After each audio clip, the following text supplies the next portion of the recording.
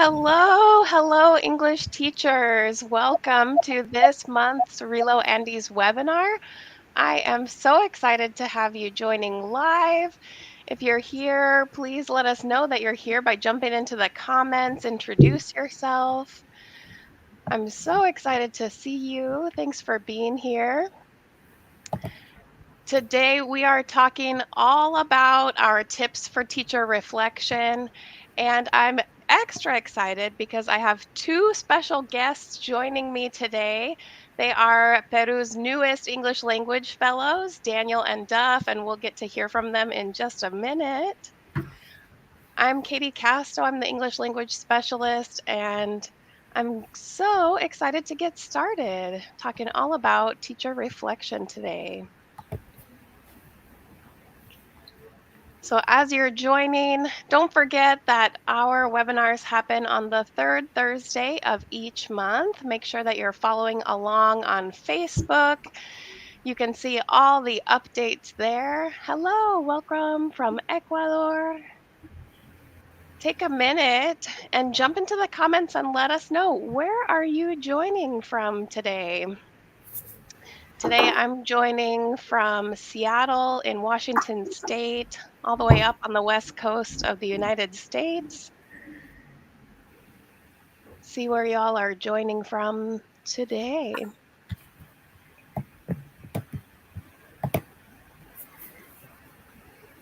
Welcome. Hi, welcome. Thanks for being here. Hello, Julie. Hello from Peru. Welcome. I know it's January, and in Peru, you might be on vacation right now, Julie, from your classroom. So thanks for taking the time and joining. Hello from Honduras. Welcome. Thanks for being here. So happy to see you. Greetings from Morocco. Welcome. Hi. Man, I don't even know what time it is way over there in Morocco. That's got to be late at night, maybe. Hey, welcome from Peru. Hi, Sylvia. Welcome. Thanks for joining. So as you're coming into the space, feel free to continue to introduce yourself in the comments. We love to see where you're joining from, where in the world you are. The joy of having a webinar is that you can join from all over. Hello, Angela, welcome. Okay, well, let's get started talking about our topic this morning. And I'm going to make sure that I welcome Daniel and Duff, our special guests today.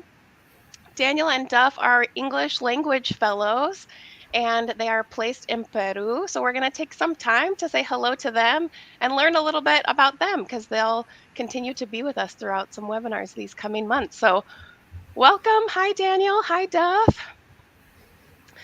I would love to take some time and hear a little bit about you all. Maybe if you're ready, Daniel, we can start with you. Do you mind telling us a bit about your placement in Peru? Where are you? What are you doing? What kind of work are you doing as an English fellow? Sure, Katie, be happy to. Hello, everyone. Part of what I've prepared here as far as intros go are what my current assignment is, as well as some of prior experiences with TESOL. So I'll take a few minutes just to outline some of those. So I'm joining you from Cusco, Peru. And here, my primary assignment is with what is called a binational center. And that binational center is part of the larger kind of American spaces that the US Embassy sponsors. And more specifically, I'm working with an organization called the Instituto Cultural Peruano Norteamericano. And primarily, the programming that the Institute offers focus around language classes as the lion's share of their work, so English classes at all different levels for students um, as young as 4 and 5 to adults. And the cultural programming, just to give you an example of that, is that we recently, some of the adults at the Institute recently sang Christmas songs in Spanish, English, and Quechua for the young kids as they were in their classes. Other experiences with the English language programs at the embassy. Is one other as a specialist in November of 2020. I worked with 64 teachers from Mexico, two from each of the 32 Mexican states. It was a very exciting project for that region, for that reason. Um, there were four cohorts of 16 teachers each, and our primary focus was on, given the timing of this, was on remote learning tools and strategies, and also socio-emotional learning. So ensuring that teachers were able to kind of have some strategies to connect with their students and get a sense of, how they were doing given the pandemic climate. Otherwise, some of my experiences internationally, I lived and taught in Ecuador through the World Teach program at Harvard, and also studied for about 6 weeks in South Africa through a program at New York University that focused on issues of equity in the post apartheid world in South Africa.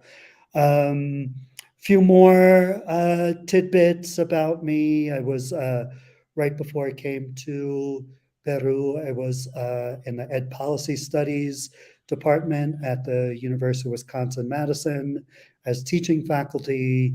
I taught courses like School and Society, and race, ethnicity, and inequality in US schools. And these were for undergraduates, some of whom were studying to be teachers, some of whom were just interested in the field more broadly. And these classes both met general education requirements and also kind of ethnic studies requirements. And prior to that, I worked with the New York City Department of Education for about 10 years as a classroom teacher in TESOL specifically. Also served as an instructional coach, and later in my career as a director and assistant superintendent for policy and instructional matters for multilingual learners throughout the New York City area. And I will hand it back over to Katie. Wow, thanks, Daniel. It's so interesting to hear about not only all your experience and expertise, but all the places that you've traveled to share that experience. That's really, really great. Thank you for sharing, and I'm grateful that you're here with us now. So, how about you, Duff? Tell us a little about yourself, your placement in Peru, and how you became to, or how you came to be an English fellow.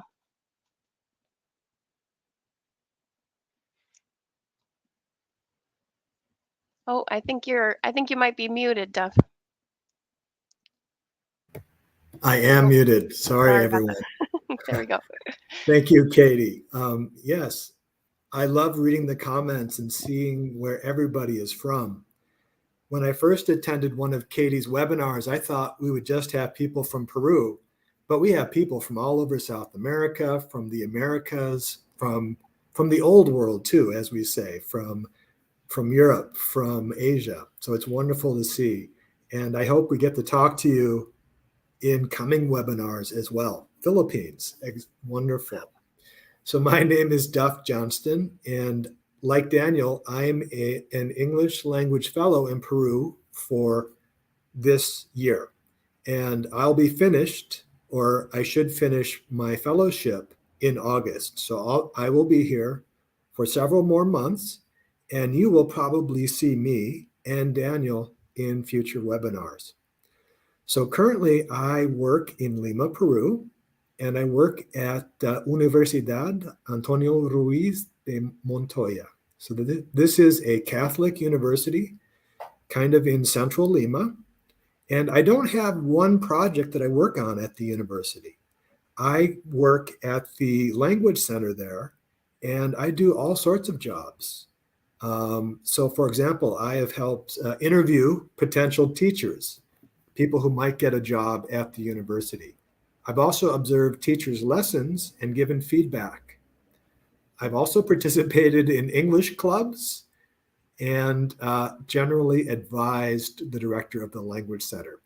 So I don't have one project. Every week it might be something different. And right now, because it's kind of a school break, I don't have a lot of regular work with the university.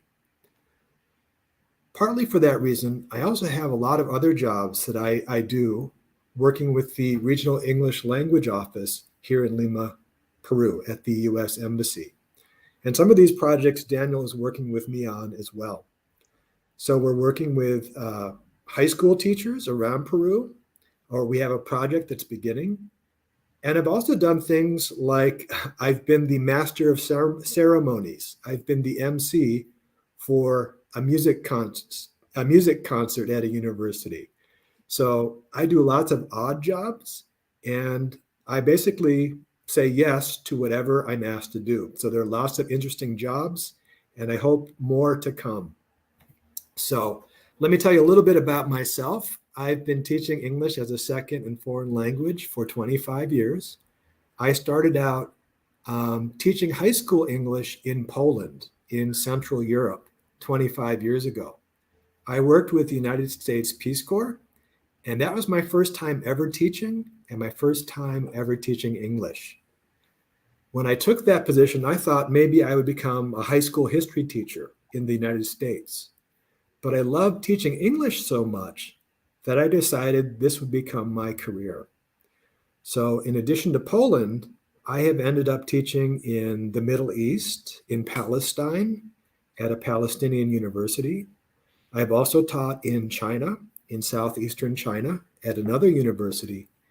And so Peru is my third real stop internationally as a professional. In the United States, I've also received graduate education in TESOL, teaching English as a second language, and applied linguistics. So my doctoral research was on the interaction between Chinese teachers of English and international counterparts from North America. So something that's always been very important to me in my career is how do so-called native speakers of English or expert speakers interact with English teachers around the world? And that's one reason why I'm glad to be back outside the United States again and here in Peru. I'm interested in working with Peruvian teachers to see what they know, what special expertise that do they have that I don't have, and also maybe sharing some of my knowledge and experience to help as well. So things I have done in the United States, I have taught ESL in university and adult education contexts. I've also been a professor of applied linguistics. So I developed language programs, degree programs, and worked with undergraduate and graduate students. My last job was in Seattle, where Katie is right now. And I worked in the community college system in Seattle, Washington. First, for 3 years as an instructor in an international student English language program. And then my last 3 years there, I became the director of the program. So I've seen the administrative side of things too. And I think it's really important that administrators know what teaching is about, because sometimes administrators can become very distant from classroom realities. And I think Daniel will probably agree with me that having that teaching knowledge is really important to be a good administrator. So that's a little bit about me. I hope you can learn more about me, that we can interact today, but also in future webinars, and also in Friday discussions after webinars. We have a Friday discussion tomorrow afternoon at 2 p.m. Peru time, and I will be there. Daniel will be there as well, along with Katie, and we might be able to talk more naturally then. So I hope to see you soon. Thanks so much, Duff. Wow. Yeah, it's so great to have you both and to hear about your experiences, your research. Your research focuses from the past and in the future. We have such a great conjoined amount of experience, diverse experience. So what a great opportunity for all three of us to be together today to talk about teacher reflection. So thanks again for sharing your intros. I'm excited to learn more about y'all over the next few months. So, we're going to be sharing today our top tips for teacher reflection, knowing that many teachers right now, especially you all that are joining from Peru, you might be in between school years. You're in your transition time from closing out last school year and preparing for the next. So, anytime that we have transitions, not just in our careers as teachers, but in our lives in general, it's a good time to reflect, to take time to reflect on our practice, on our experiences, and what has happened this past school year in order to prepare for the future. When we reflect, we use reflection to respond to student needs and also to their progress. So, if we take time to think about our experiences with students, we can use that reflection to respond to what our students need. We also reflect in order to grow our understanding of ourselves as teachers. We can grow to understand our behaviors, how we work in the classroom, our beliefs and our values, and how those impact our classroom instruction, and also our ways of being. So, how we function with our students, how we work in the world as a teacher. And then finally, we reflect in order to prepare for more equitable practice in the future. So, as we reflect, we're investing time in growing ourselves as teachers, our practice to benefit students. So, it's important to create some time to reflect, especially between school years, but throughout the school year as well. And then we are planning to share our tips for you all about teacher reflection. So we're going to start with Daniel's tip, and I'll turn it over to you, Daniel. And thanks again, Katie. So I'm going to focus on the third bullet point that was on the previous slide that Katie read aloud, and that read to prepare for more equitable practice. And I was inspired to do this type of reflection by this sign that I saw in the San Isidro neighborhood in Lima when I was there for the initial orientation period during the first 2 weeks in October. And I thought about this from the perspective of my work with Peruvian teachers of English at the institute that I described in my introductions, which is affectionately known as IPNA Cusco, so the acronym for Instituto Cultural Peruano Norteamericano. And my charge with those teachers is, as you would imagine, English teaching pedagogical practices, right? And the second component of the work with those teachers is around content, so infusing the study of US culture and values into the curriculum. And so in my reflections, I was, and connected to the sign also that you see here, I was reminded of Ibram Kendi's work. He is an African-American historian and scholar in the US.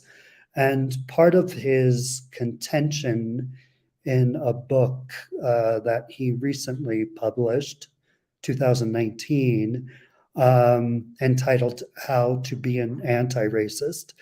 So his contention, or one of his contentions there, is that it's not enough to be not racist, right? If we really want to make any progress, we really need to take anti-racist actions. And so by extension, and connected to the reflection for today, we need to be deliberately anti exclusionist, right? And that we need to work deliberately against kind of exclusionary policies and practices in our work with folks. So a series of questions that I ask myself as a way to assess how it is that I'm doing with being inclusionary and being anti-exclusionist, right? Are these three questions. How do you recognize people's experiences and expertise on their own living and working conditions? Secondly, how do you provide opportunities for voice and active participation? And thirdly, how do you create brave spaces where people can share their wisdom? And brave is different from safe spaces. We often talk about spaces being safe, which I think is um, necessary, but also insufficient, right?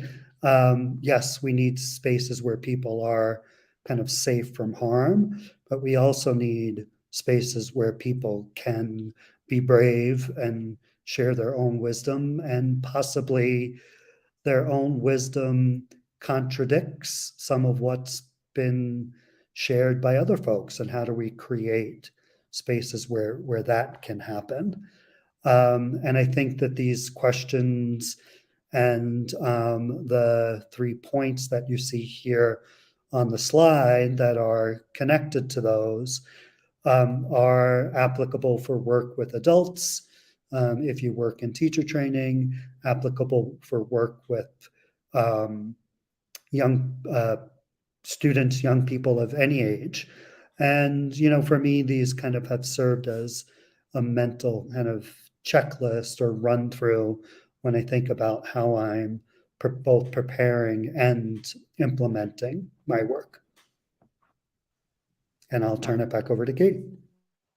Absolutely. Thanks, Daniel, for this tip. I especially appreciate your comment about creating brave spaces where people can share their wisdom, and thinking that through all the intersections of our identities, each of us have these complex intersections of identities. And when we are in a brave space where we can share our full selves, we create that community of safety and bravery. So thanks for sharing this Daniel, this tip for reflection. Great. So let's move over to Duff. Duff, will you share with us what's your top tip for reflection?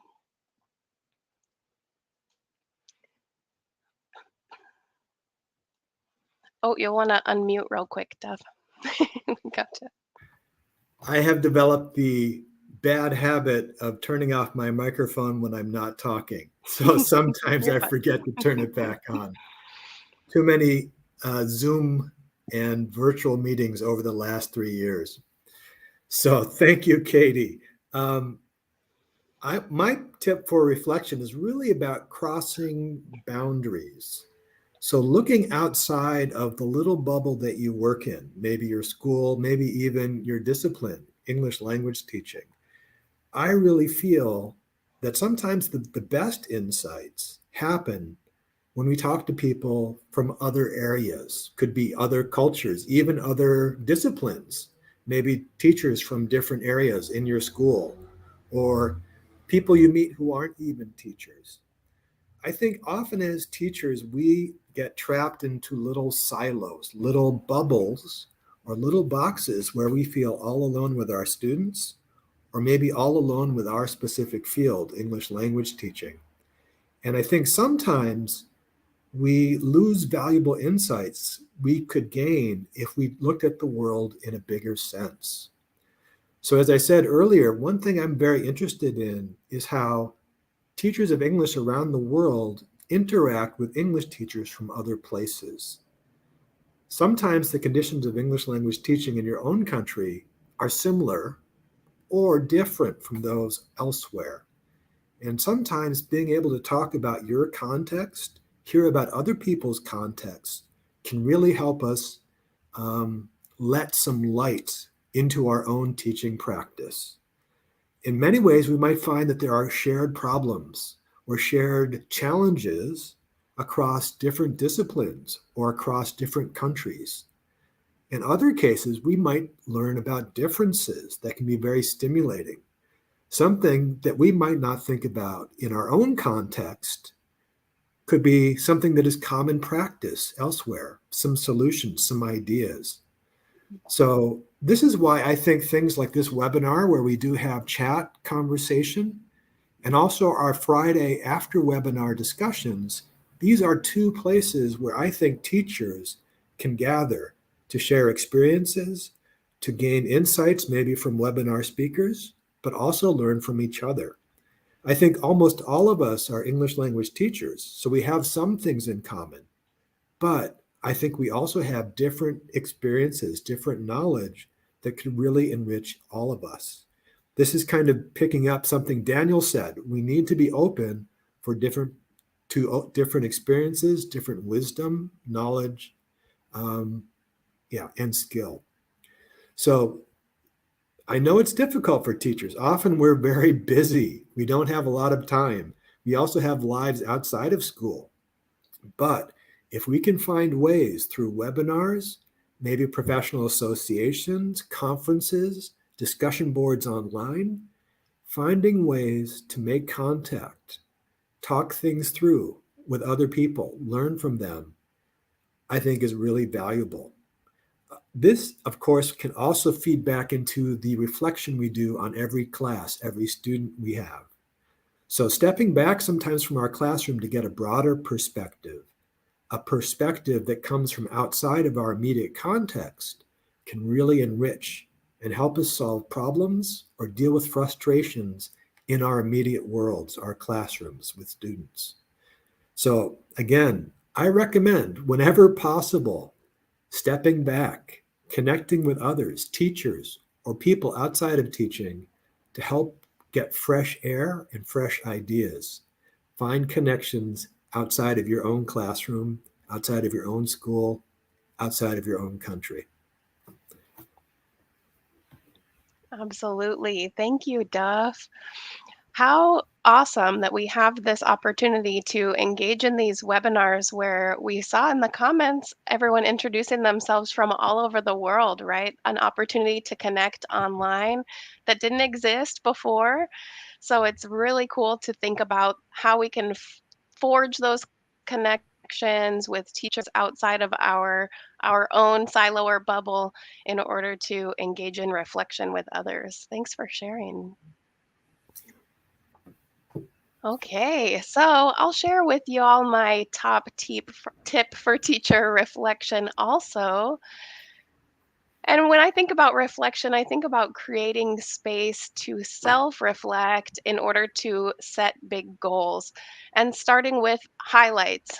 So, like Duff said, teachers are busy, we have full schedules, and it's hard sometimes to find time to reflect with others, but also even just with ourselves. Self reflection or mirror work takes time and takes commitment and consistency. So it's important to create space for that self reflection. Schedule it into your time, especially in this time of vacation. If you have a little bit more space in your schedule, create space to engage in some self reflection so that as you're looking ahead to next year, you can set some big goals based on what you learn in your self reflection. When I'm reflecting, I like to start with highlights because if I start thinking about last year just widely, I often pull out the negative things. I'll think, oh man, I remember that lesson that was just terrible and I failed at my students that day. So I purposefully start with highlights to start myself in a positive light when I engage in self-reflection. One of my favorite questions to start with, I put here on the screen. Thinking about this past school year, what are you most proud of? What am I most proud of? So, as you're engaging in reflection, you might think back to the past school year or to certain points throughout the year, certain sections of lessons or units. Maybe you're reflecting on relationships with students. Maybe you're thinking, as Daniel said, about the wealth of experience and identity that your students bring to your classroom or that your colleagues bring. Um, Pulling out some of those high points in order to inform the goals that you have for your students moving forward into this year is my tip for reflection. You might find that as you reflect yourself, create some space to self-reflect, that it widens your capacity to reflect in community with others at your school, outside of your school or your space, all the way across the world with people that you meet in the comments section of a RELO Andes webinar. So a reflective practitioner, someone who engages in reflection as a teacher, tends to seek that out in colleagues in spaces where we're sharing communities of practice. So I definitely encourage you to spend some time, create some space, reflecting and making goals for next year, and then connecting with others as you're able to. Okay, so I'm curious with these tips in mind for teacher reflection, what kind of tips do you all have? How do you reflect on your teaching? Jump in the comments and let us know. Post a comment. How do you reflect on your teaching? Do you have a schedule? Do you take time during this time of the year to reflect? Or is it part of your lesson planning process? Do you have a partner, a colleague, a friend, someone on the other side of the world maybe that you connect with to reflect? How do you pay attention to equitable practices and inclusionary practices in your classrooms and in relationships with your students and with colleagues? How do you reflect on your teaching? So share with us in the chat box your thoughts about reflection. I saw Yolanda said, reflection is important to adjust, adapt, change direction in instruction, and to meet students' needs. Absolutely. Julio says, I grab a mug of coffee and close my eyes. Me too. It's a great idea to set the stage for your reflection. Get yourself comfortable and engaged. Yeah. Nadia, reassess my learning outcomes if these are attained after my lesson. Absolutely. So you're talking about reflecting after every lesson. That's a great practice as an educator. To think about your learning outcomes and to reflect on each individual lesson.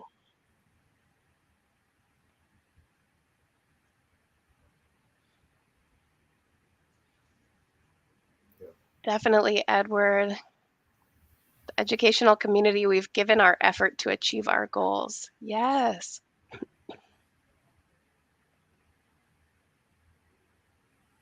Thanks, Angela, for those questions. How did I deliver the class? What can I improve? Yeah, those are some great reflection questions, thinking about lessons as well. Do you all, Daniel and Duff, do you have go-to questions like that for after an individual lesson? Ways that you engage in reflection? I think one question for me is, will I be using this lesson again Mm, shortly after? Because if you're teaching several sections of the same course, you might be giving that lesson again later that day. And reflection becomes really important because if something didn't work or you didn't have enough time for something, you need to adjust quickly. But often, if we're teaching a class and a lesson, you might not teach it again for another year or maybe never. You might feel that can go into the background. But I think, like some of the teachers are saying, I think even in that situation, it's good to say, what did I learn? Maybe something in general. What did I learn about a student or this classroom, the technology in this classroom, or whatever it is? So reflection should be very flexible depending on your context, right? hmm Yeah, I like to, as much as it is possible, to think about myself as the student, right? And say, well, what did I learn in this class today? And it's not a very easy thing to do, of course, right? Um, and part of that question also leads me to, um, are there, for question for myself then, like, are there any kind of misrepresentations that I might have left people with, right? Did I communicate something that I didn't intend to, right? That might have left them with um, a particular perspective on an incident, on a group of people, those sorts of things. So I like to ask myself the representation question. And then I know that I can pick back if I feel like I left students with something unintended. I know I can pick back up with that in the subsequent class. I think it's important to ask Mhm. that question. Yeah. Right. Yeah. We often talk about reflecting and adjusting together, right? We have reflect in the moments that we can adjust, whether it's reflecting between classes because we're about to teach that same lesson again, or reflecting so that we can come back to our students later um, and reteach or apologize sometimes. I noticed a question about asking for students feedback with exit slips. That's a great way to engage in reflection if you have the opportunity to ask your students for feedback. um, you can use their feedback to inform your reflection as well. Katie, Like, can I? yeah, please. I mean, I'm going to say something that I think might be obvious for all of us, but we actually reflect during lessons, an awful lot. We're constantly making adjustments. We're trying to gauge, how is this going over? Are they getting it? Is this too easy or too hard for them? Did I plan it well? And so I think it does as well to also consider that as part of reflection. We're constantly thinking. It's not just after the lesson is over or on the weekend or on school vacation. We're constantly reflecting all the time as teachers, Right. And even though we haven't really talked about that yet, I think that's a vital part. You're not a good teacher if you're not actually aware of what's happening during a lesson, if you're not reflecting, you know? Right. Yeah, definitely. We talked last year in a webinar about checks for understanding and how you can use a check for understanding as a quick reflection point throughout the lesson multiple times in every Yeah, moment of every lesson. yeah, Absolutely. Well, thanks everyone for your comments in the chat. Lots of great ideas. I'm glad that you put those comments out there so we have them to refer back to as we're thinking about reflection. Um, Thank you, Daniel and Duff, for sharing your tips and ideas and your expertise. I'm excited to have you all joining me for the next few webinars. I want to make sure that you all know next month we'll be together on Thursday, February 16th at 2 p.m. Lima time. Daniel and I will have a topic prepared for you next month. So make sure that you mark your calendars. Join us on February 16th. And if you are interested in talking more about this topic of reflection, tomorrow, January 20th at 2 p.m., we will have the post webinar discussion on Zoom. The Zoom link will be posted to the RELO Andes Facebook page right after this webinar. So make sure you pay attention to that if you're available. We would love to chat with you a little bit more tomorrow afternoon. And with that, I'll say thank you again. Thanks for being here. Hope to see you all soon at the webinar or at the post-webinar discussion. Thank you. bye, everybody. Bye.